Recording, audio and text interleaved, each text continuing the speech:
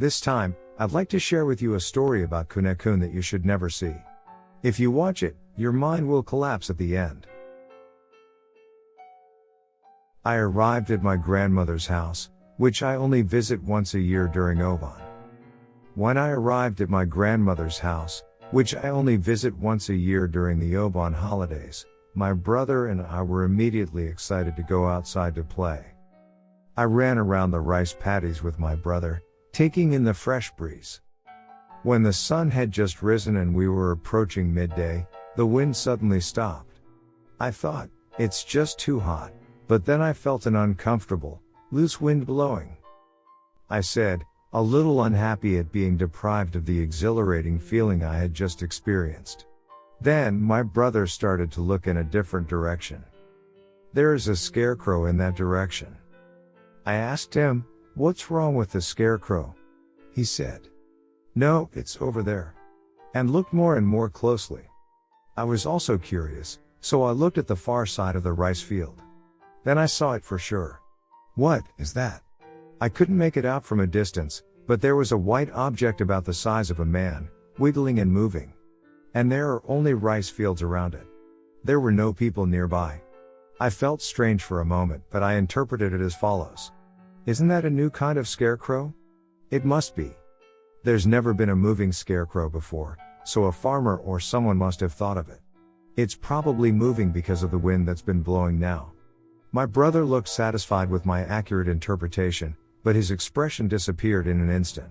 But that expression disappeared in an instant, as the wind suddenly stopped. But the white object was still wiggling around. My brother said in a surprised tone, hey! It's still moving. What the hell is that thing? He was so curious that he went back to the house and came to the scene again with his binoculars. My brother was a little excited and said, I'll take a look first, so you wait a bit. He looked into the binoculars with great enthusiasm. Suddenly, my brother's face changed.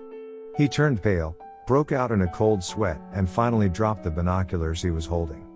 Even though I was afraid of his transformation, I asked him, what was that? I don't know. My brother answered slowly. It was not my brother's voice. My brother walked back into the house in a hurry.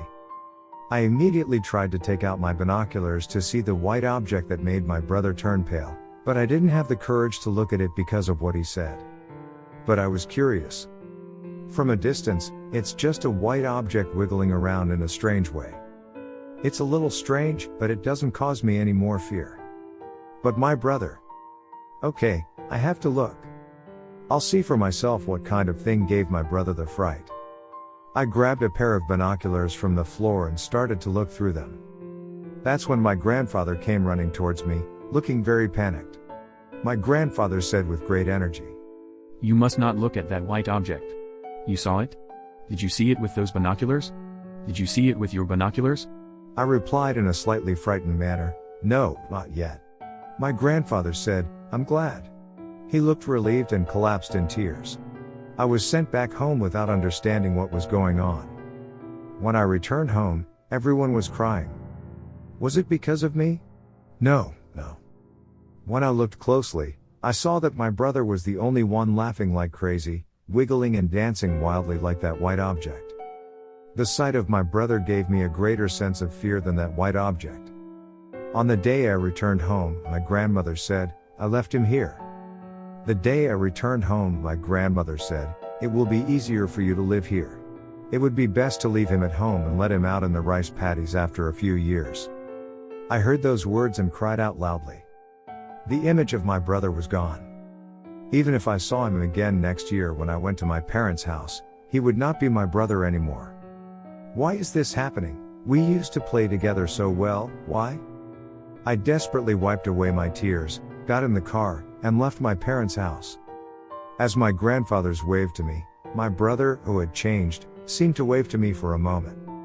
I looked through my binoculars to see his expression as he walked away, and sure enough, he was crying. He was smiling, but it was the first and last sad smile he had ever shown me. And then, just as we turned the corner, I couldn't see him anymore.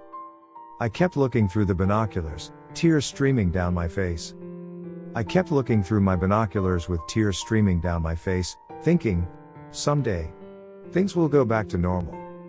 With that thought in mind, I looked out over the rice fields where the greenery spread out all around, nostalgic for my brother's original appearance.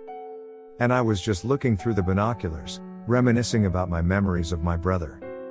That's when it happened. I saw something up close that I knew I shouldn't have seen.